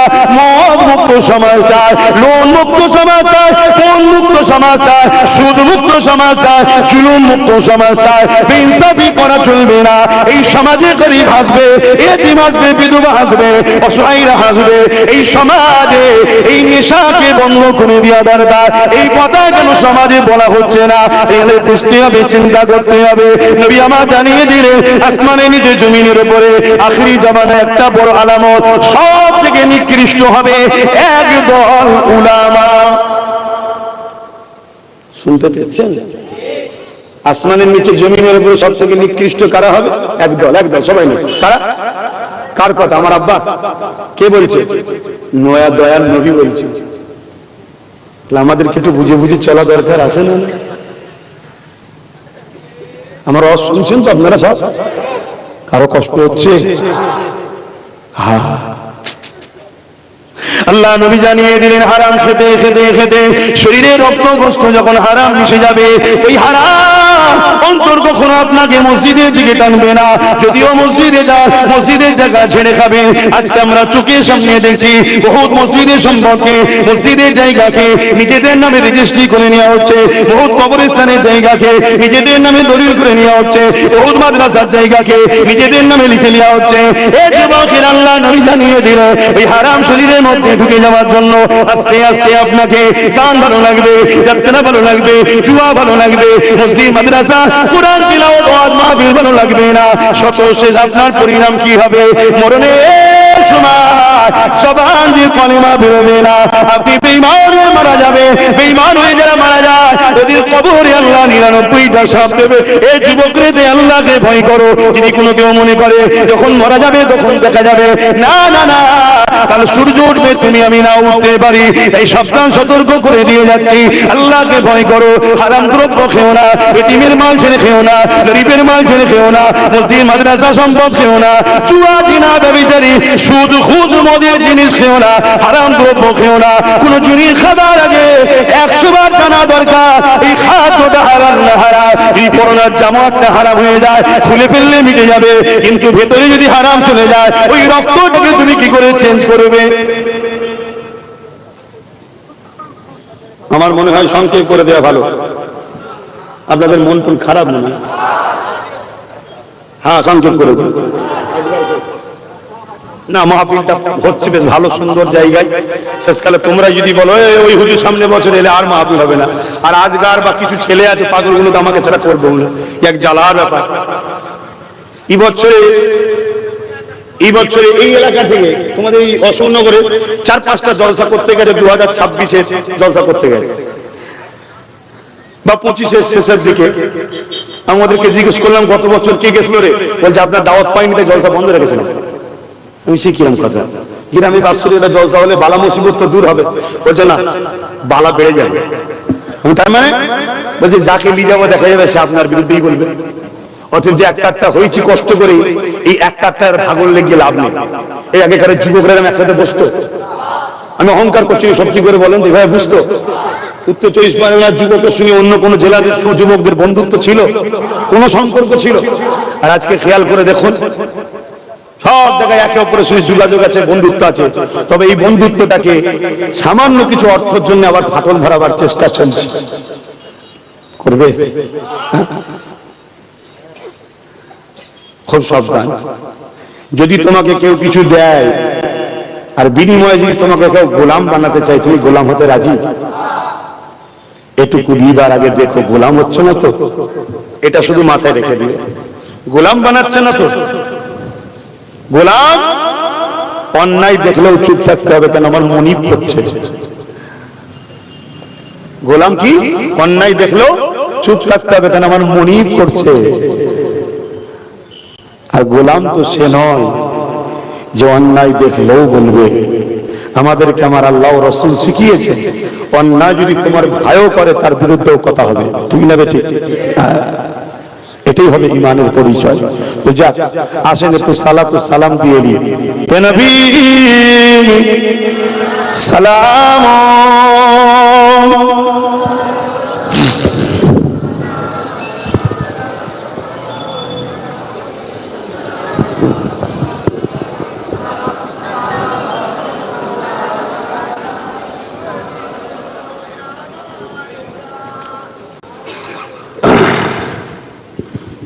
আমরা আমরা দাঁড়ালাম কেন বলুন? হুজুর পাক সাল্লাল্লাহু আলাইহি ওয়াসাল্লামকে সালাম দেব। তো দরুদের বেলায় দাঁড়াই না কেন বলুন? আমি প্রায় জায়গায় বলেছি, দরুদের বেলায় দাঁড়াই না কেন? দরুদ পড়লে নেকি হয়, তো নেকি বসে বসে নেওয়া যায়, কিন্তু দাঁড়িয়ে সালাম দিই কেন? আমরা সালাম দিলে দয়াল নবী জবাব দেবে, জবাবটা আমরা আদবের সাথে দাঁড়িয়ে দাঁড়িয়ে নেবো। জোরে বলুন সুবহানাল্লাহ। একজন কেউ সম্মানীয় কিছু আপনাকে দিচ্ছে, আপনি বসে বসে নেবেন?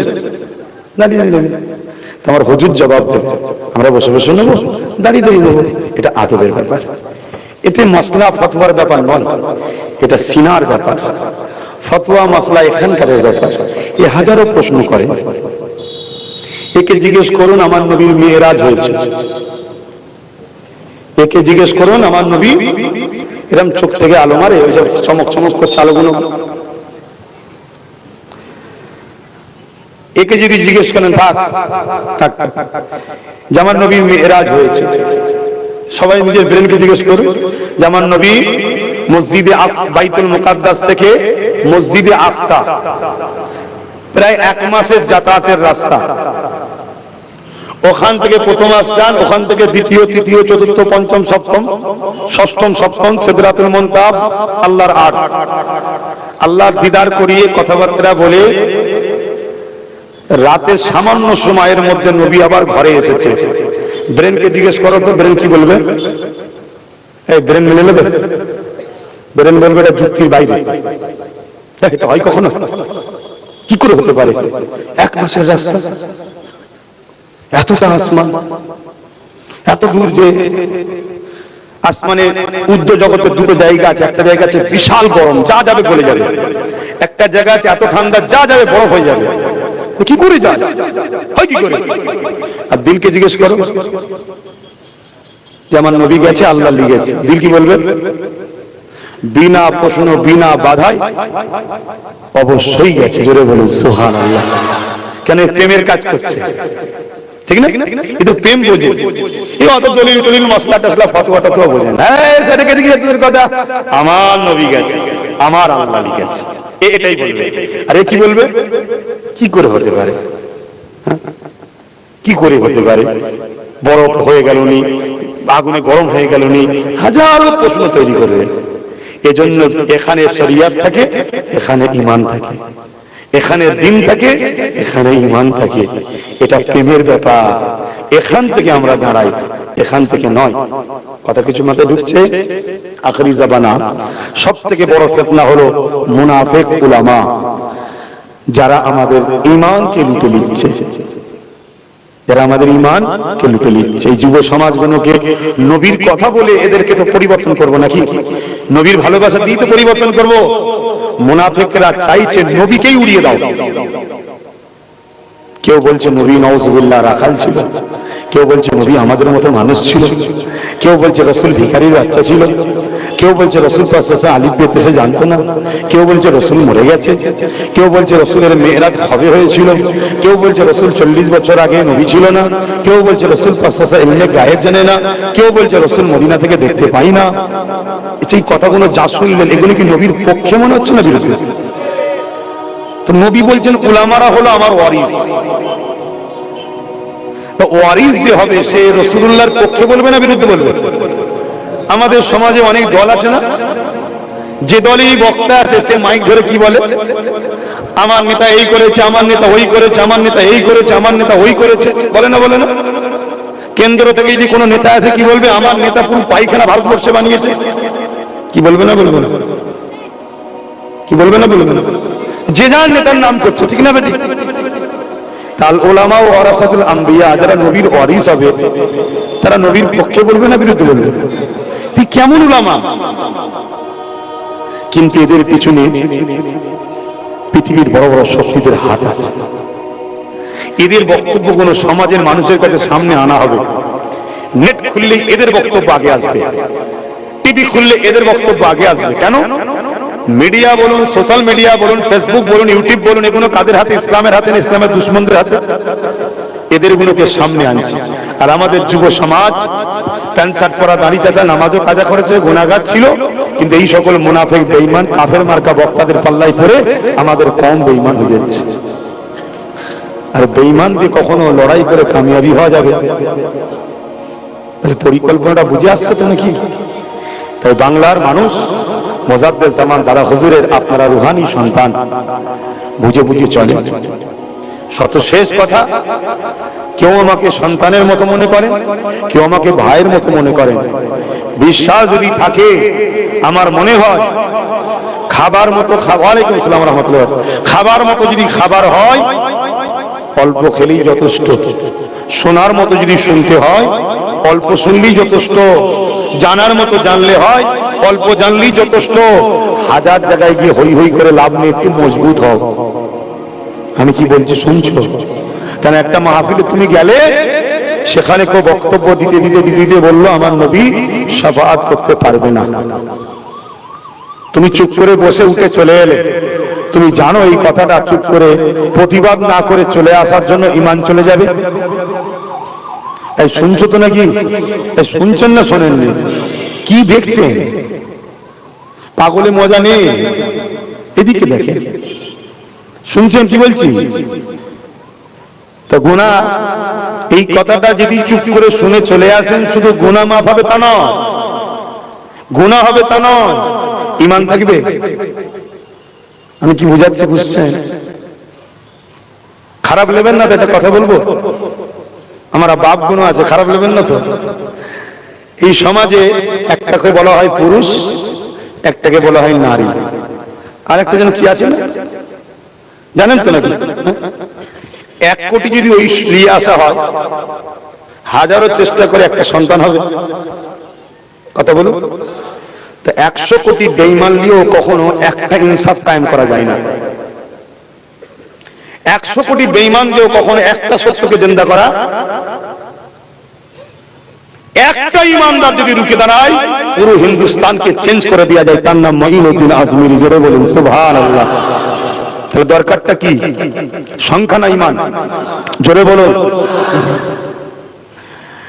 ঈমান যদি মজবুত করতে পারি, যারা আমাদের উপরে জুলুম করছে, আল্লাহ চাইলে আগামী দিন দেখবে এরা নিজেরা খেয়ে করে একে অপরকে মেরে মেরে ময়দান ফাঁকা করতে দেবে। শুনছেন না শোনেন? রাস্তার কাঁটা দেখবেন এমনি পরিষ্কার, রাস্তা পুরো প্লেন। ঈমানকে বাড়াও, ঈমানকে মজবুত করো। আর ঈমান মজবুত করতে গেলে, সিনার পাওয়ার বাড়াতে গেলে দুটো জিনিস লাগবে। একটা হলো আল্লাহর ভয় তৈরি করো অন্তরে। আল্লাহ আমায় দেখছে, আল্লাহ আমায়, জোরে বলো, একা যদি নিরিবিলি নির্ঝুমও কিছু করো, কেউ নয়, আল্লাহ। দ্বিতীয় হলো নবীর প্রেম ও আদব বাড়াও। কষ্ট হচ্ছে দাঁড়িয়ে? চিঙ্গিস খানের একটা কথা বলছিলাম, আমি কথাটুকু বলে দিই। চিঙ্গিস খান বাগদাদের উপরে হামলা করেছিল, যেখানে গৌসুল আজম বড় পীর সাহেব হুজুরের রওজা আছে। চিঙ্গিস খান হামলা করেছিল, বহুত ক্ষতি করেছে। ওদিকে আমি যাচ্ছি না। একদিন একটা শহরের মাদ্রাসা, বিশাল বড় মাদ্রাসা, মাদ্রাসার উপরে হামলা করেছে। যত তুলাবা ছাত্র ছিল সব গর্দান উড়িয়ে দিয়েছে, মেরে দিয়েছে, একটা কাউকে বাঁচাচ্ছে। আলেমগুলোকে সব টেনে টেনে টেনে টেনে নিয়ে এসে কাতার দিয়েছে, লাইন দিয়েছে। একটা কাতার, দুটো কাতার, তিনটে কাতার করেছে। চিঙ্গিস খান ঘোড়ার পিঠে না বসে আছে, সৈন্যরাও রয়েছে। জাল্লাদকে বলছে প্রথম সারি আলেমদের ধর থেকে কল্লাগুলো আলাদা করো। কি জুলুম হয়েছে দেখছেন? আগামী দিন আবার হবে যদি এখনো আমাদের উলামারা না শুধরায়। কেন পানি এখনো বেশি দূর গড়ায়নি, সবে ধোঁয়া উঠেছে। দেখছেন না? বলছে মাদ্রাসায় জঙ্গি তৈরি হয়, সন্ত্রাস তৈরি হয়, বলছেন না বলেন? কই উলামাদের মধ্যে প্রতিবাদ কই? কথা কই? আলেমদের মধ্যে একতা কই? চুপ করে আছে।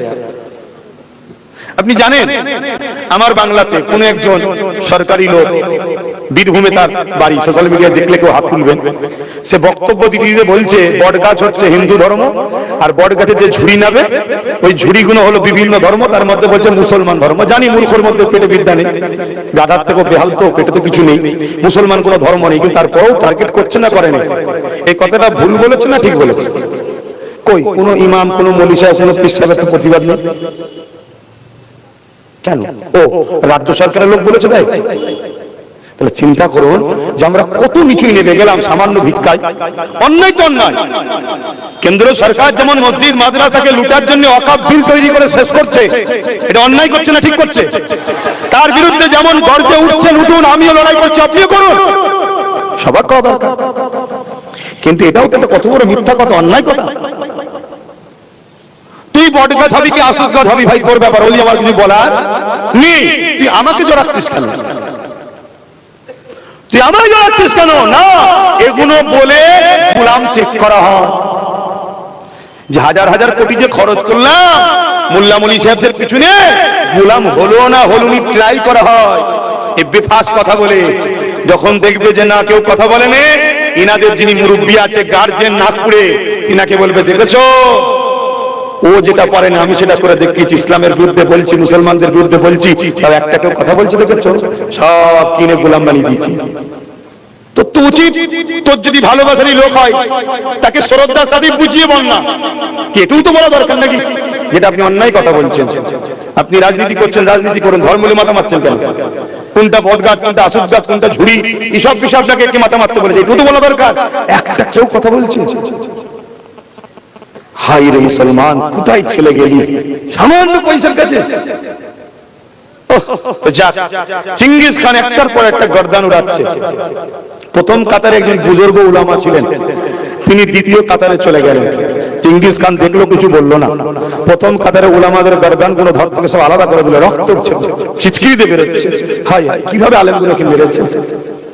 যুবক, তোমরা যদি এখনো রুকে না দাঁড়াও, আগামী দিন তোমাদের সামনেও দেখবে উলামাদের এই হালই হয়, এই হালই হয়। দ্বিতীয় কাতারে আমার বললো, হুকুম করলো উলামাদের গর্দান গুলো ওরাও। ওই বুজুর্গ উলামাটা দ্বিতীয় কাতার থেকে আবার তৃতীয় কাতারে চলে গেল। চিঙ্গিস খান দেখে কিছু বলেনি। দ্বিতীয় কাতারে সব যখন আলেমের গর্দান গুলো কেটে দেওয়া হলো, তৃতীয় কাতারে চিঙ্গিস খান ওই বুজুর্গের কাছে এসে বলছে, এই বুড়ো মুরব্বি, এবার তুমি কোথায় যাবে? কোথায় যাবে? প্রথম কাতার থেকে দ্বিতীয়, দ্বিতীয় কাতার থেকে তৃতীয়, তৃতীয়র পরে চতুর্থ কাতার তো না, এবারে যাবে কোথায়? আল্লাহ পাকের ওই আলেম বান্দা কি বলছে জানেন? একটাই কথা বললো, আল্লাহ আছে। জোরে বলেন সুবহানাল্লাহ, জোরে বলেন না। চিঙ্গিস খান রেগে গেল। তাহলে সে আল্লাহ মানা লোক নয় তো, সে তো আল্লাহ মানা লোক নয়, সে প্রাকৃতির কে উপাসনা করে। তখন জাল্লাদকে হুকুম করলো, আগে এই মুরব্বী আলেমটাকে আগে কতল করো। যখন জাল্লাদ তার দিকে আগাতে চলেছে, কথা মুখ দিয়ে সবে বেরিয়েছে, জাল্লাদ আগাচ্ছে, এদিকে ঘোড়া লাফানো শুরু করেছে, বিভৎস ভাবে লাফাচ্ছে ঘোড়া। হাজারো লাগাম টেনে ঘোড়াকে রুখতে চাইছে, চিঙ্গিস খান পাচ্ছে না। তার সৈন্যরা ভাড়া করেছে ঘোড়াকে রুকাবার জন্য। জাল্লাদ এদিকে অস্ত্র ফেলে দিয়ে ওই দৃশ্য দেখছে। শুনছেন? একটা পরিচয় যে এমন হলো, চিঙ্গিস খান ঘোড়ার পিঠ থেকে পড়ে গেল, কিন্তু দু পা জমিনে পড়লো না, একটা পা ঘোড়ার লাগামে বেঁধে গেল। ওই যেখানে পা রাখে, ওই পাদানিতে একটা পা বেঁধে গেছে, আর একটা পাতে পড়ে গেছে জমিনে মাথায়। একটার পর একটা পাথরে লাগছে, ঘিনু বেরোচ্ছে, মাথার খুলি ছিটকে যাচ্ছে। ঘোড়া ততক্ষণ পর্যন্ত ছুটেছে যতক্ষণ না চিঙ্গিস খান মরেছে। কি বুঝলেন? বললেন না সুবহানাল্লাহ? এসব কার ক্ষমতা? একটা জালিমকে পৃথিবী থেকে মিটাতে আল্লাহ সময় লাগে, কিন্তু জালিম আল্লাহ পাঠাই কেন? আমাদের পরীক্ষা নিবার জন্য, আমাদের পরীক্ষা নিবার জন্য। যারা সত্যিকারের মুমিন হবে তারা যত বড়ই জালিম হোক তাকে ভয় খাবে না, ভয় করবে কাকে? আল্লাহকে। কেন? আল্লাহ পৃথিবীর সব থেকে সুপার পাওয়ার আমেরিকা তার দাদাগিরি কাটিয়ে দিয়েছে, সে প্রেসারের মধ্যে আছে। শুনছেন তো নাকি? সেই জায়গাতে আমাদেরকে মাথায় রাখতে হবে, যে যতই শক্তিশালী হোক আল্লাহ সাইয়্যুল কাদির, সর্বশক্তিমান, তাকে ভয় করতে হবে, তার কি অন্তরে ভয় রাখতে হবে। আর যার ভয়, আল্লাহর ভয় যার অন্তরে আছে, দুনিয়ার কোন শক্তি সে ভয় করবে না। এটা মাথায় থাকবে তো নাকি? আসুন আমি আরেকটা কথা জিজ্ঞেস করবো, দাঁড়িয়ে দাঁড়িয়ে। কেন্দ্র সরকার ক্ষমতার জোরে, মিলিটারি পুলিশ রাজ ক্ষমতা আছে, ওয়াকফ সংশোধন বিলের নামে আইন তৈরি করে মসজিদ মাদ্রাসাকে শেষ করার পরিকল্পনা করছে। আপনারা খবর পেয়েছেন না পান না? তা আপনাদের এই এলাকায় যদি কোনো জায়গায় কেন্দ্র সরকারের এই চক্রান্তের বিরুদ্ধে প্রতিবাদ সভা ডাকি, আপনারা খবর পেলে একটু সারা পাবো তো নাকি? হাত তুলে আল্লাহকে সাক্ষী রেখে বলছেন তো? আলহামদুলিল্লাহ। আগে 21শে জানুয়ারিটা হয়ে যাক কলকাতায়, তারপরে ডাকবো, এখন না। জানেন তো 21শে জানুয়ারি কলকাতায় প্রোগ্রাম হচ্ছে, এই ওয়াকাবের কিংবা কেন্দ্র সরকারের এই চক্রান্তের বিরুদ্ধে প্রতিবাদ, আরো অনেক বিষয় আছে। তো সেই জায়গাতে আমি একটা বিষয় আপনাকে আরেকটা জিজ্ঞেস করছি, তাহলে কেন্দ্র সরকার ভুল করছে, আমরা প্রতিবাদ করব, ঠিক না বেটি? কেন সে আমার ধর্মের বিরুদ্ধে কথা বলে চেষ্টা করছে। আচ্ছা, রাজ্য সরকার যদি ক্ষমতার জোরে আমার ধর্মের পিছনে লাগে, প্রতিবাদ করবেন না? করবেন না? আমি ঠিক আওয়াজটা শুনতে পেলাম। কারা কারা বলছেন সাক্ষী দেবে? হাত লম্বা করে তুলে তো নাকি? এখানে একে অপরের পাশে দেখা দরকার আছে, আছে তো নাকি? আপনারা কি জানেন রাজ্য সরকার মাদ্রাসার সিলেবাস থেকে কোরআনকে তুলে দিয়েছে? একটু বলুন জানেন হ্যাঁ কিনা? একটু বলুন জানেন হ্যাঁ কিনা? জানেন। অনেকে বলছে জানেন, অনেকে বলছেন জানেন না। কিন্তু কেন্দ্র সরকার যেটা করছে এটা আমরা সবাই জানি, তাই না? কেন? এই বাংলায় বহু উলামারা দেখছি কেন্দ্র সরকারের বিরুদ্ধে কথা বলছে, রাজ্য সরকার কোরআন তুলে দিয়েছে এর বিরুদ্ধে কথা বলে না। এই ঠিক না বেটি? এর কারণ কি? কেন্দ্র সরকার ওই উলামাদের ঘরে টাকা দেয় না, রাজ্য সরকার দেয়, তাই ওর বিরোধী করে না। তাহলে এই উলামাগুলোকে যদি আগামী দিন কেন্দ্র সরকারও টাকা দেয়, এরা কি মনে হয় কেন্দ্রের বিরুদ্ধে কথা বলবে? তাহলে এরা আল্লাহর পক্ষে লড়ছে না টাকার পক্ষে? এটা মাথায় ঢোকান। ওই যে নবী বললেন খায়রুল উলামা শাররুল উলামা, সবচেয়ে বড় ক্ষতি যদি এই উম্মতের কেউ করে থাকে, এক শ্রেণীর গাদ্দার মুনাফিক উলামারা করেছে উম্মতের ক্ষতি। আমাকে আপনারা খারাপ বলেন আর যাই বলেন, আমি হক কথা বলবো, সব থেকে বেশি আপনাদের ক্ষতি করেছে এক শ্রেণীর গাদ্দার উলামা মুনাফিকরা আপনাদের ক্ষতি করেছে। যতটা ক্ষতি না প্রকাশ্য দুশমনরা করছে, তার থেকে বেশি ক্ষতি ছদ্মবেশী বক্তা সেজে মুনাফিক সেজে আমার কওমের মধ্যে আছে, এরা সবচেয়ে বড় ক্ষতি করেছে। আরে ও যখন ইসলামের বিরুদ্ধে তার প্রতিবাদ যেমন করছো, একেও তো ইসলামের বিরুদ্ধে প্রতিবাদের দরকার আছে না? না, যদি এরপরও তোমাদের কারো মনে হয় যে না একে আমাদের ভালো লাগে, তো ভালো যখন লাগে, ভালোবাসা একতরফা হয় না দুতরফা হয়, তো ও তোমাকে ভালোবাসে কি চেক করার দরকার আছে না? না, তুমি যে বলো আমরা তো সবাই আপনার পাশে আছে, আপনি মাদ্রাসা থেকে কোরআন তুলছেন কেন? আপনি কোরআনকে রাখেন, কোরআনের পিছনে লাগছেন কেন? এটা বলা দরকার আছে না? না, এইটুকুও বলছিস না? তাহলে কি বুঝলেন যে তোকে আমি পয়সা এমনি দিচ্ছি, কোরআনকে মিটাবো বলেই তো পয়সা দিচ্ছি। তাহলে ওরও লক্ষ্য ইসলামকে মিটাও, এরও লক্ষ্য ইসলামকে মিটাও। এই জায়গায় দাঁড়িয়ে থেকে কে বলবে না বলবে ও চিন্তা আমি করিনি। কেন মুজাদ্দেদে আল-পেসানি হতভাগা আকবর যখন কোরআনের বিরুদ্ধে বলেছিল, দ্বীনে ইলাহি বার করেছিল, মুজাদ্দেদে আল-পেসানি আকবরের বিরুদ্ধে লড়াই করেছিল, বিশাল এক ময়দানে যুদ্ধের ডাক দিয়েছিল হতভাগা আকবর। আকবরের পিছনে মিলিটারি ছিল, সেনা ছিল, পুলিশ ছিল, বড় বড় মুফতি, মাওলানা, পীর, পীরজাদা, দরবেশ সব আকবরের বিরুদ্ধে এই পক্ষে। আর মুজাদ্দেদে আল-পেসানির পিছনে গোটা কত আলেম উলামা আর গরিব শ্রেণীর মানুষরা, আল্লাহকে যারা ভয় করে, সব হযরতে মুজাদ্দেদ আল-পেসানির পিছনে। আমার আল্লাহ মুজাদ্দেদ আল-পেসানি হুজুর দোয়া করলেন, আল্লাহ এখন যদি সাহায্য না করেন আর কবে করবেন? মুজাদ্দেদ আল-পেসানি হুজুরের দোয়া কবুল হলো, বিশাল তুফান শুরু হলো, হতভাগা আকবর ও তার বাহিনীকে নিয়ে আলেম উলামা যা ছিল সব জাহান্নামে ভরলো। মুজাদ্দেদ আল-পেসানি ও তার সাথীদেরকে আল্লাহ কামিয়াবি বিজয় দিয়েছিল। জোরে বলুন সুবহানাল্লাহ, আরো জোরে বলুন সুবহানাল্লাহ। কি বলছি শুনছেন তো? তাহলে আপনারা কি চান মাদ্রাসা থেকে কোরআন পেয়ে যাক?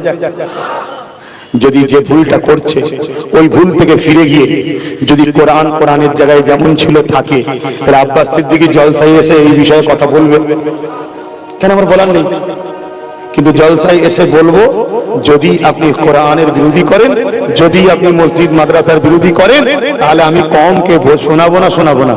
কেন এই শোনার পরে যদি দুটো ছেলে হলো তওবা করে কোরআনের দুশমন মসজিদ মাদ্রাসার দুশমনদের থেকে ফিরে আসে, আমার ভাইটার জন্য জান্নাত অপেক্ষায় থাকবে।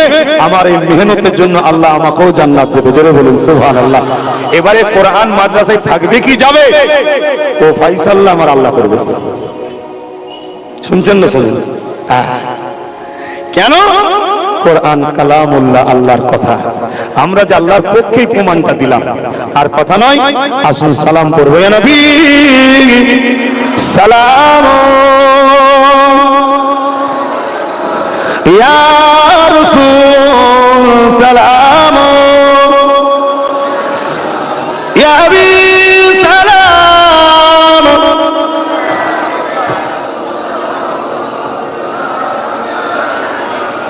কঠিন হাসরের দিনে কি আছে মোদের কপালে, গুনাহগার উম্মত আতো আপনার লইবে সঙ্গে মাশারে। নবী সালাম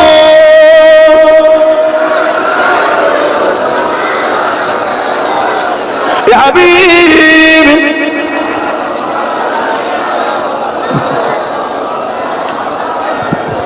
আল্লাহ বসেন বসেন, টাইম তো হু করে চলে যাচ্ছে। হ্যাঁ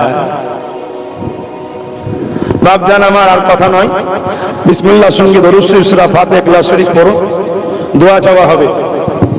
এই মাহফিল প্রতি বছর হয় আহলে সুন্নাত ওয়াল জামাত থেকে। কি গো আপনারা এতে খুশি না বেজার? এই মাহফিল হোক প্রতিবারে এই জায়গায় কারা কারা চান একটু হাত তুলে দেখাবে। কোরআনের কথা হোক এটা আপনারা চান, আল্লাহ রাসূলের কথা হোক আপনারা চান। অনেকে তো এই কথাকে মিটাতে চাইছে, তাদের বিরুদ্ধে সংগ্রাম করতে পারবেন তো নাকি? হাত না বা তো যদি চান বলেন তাহলে এই মাহফিল হোক। কারা কারা চাইছেন সবাই তো হাত তুললেন। 50টা ভাই বলুন তো 1000 করে টাকা এই মাহফিলের জন্য দিতে পারবেন? মাত্র 50টা লোক। এখন থাকে দেবেন নাই পরে দেবেন? দেখি হাত তোলেন, আমি হাতটা গুনবো।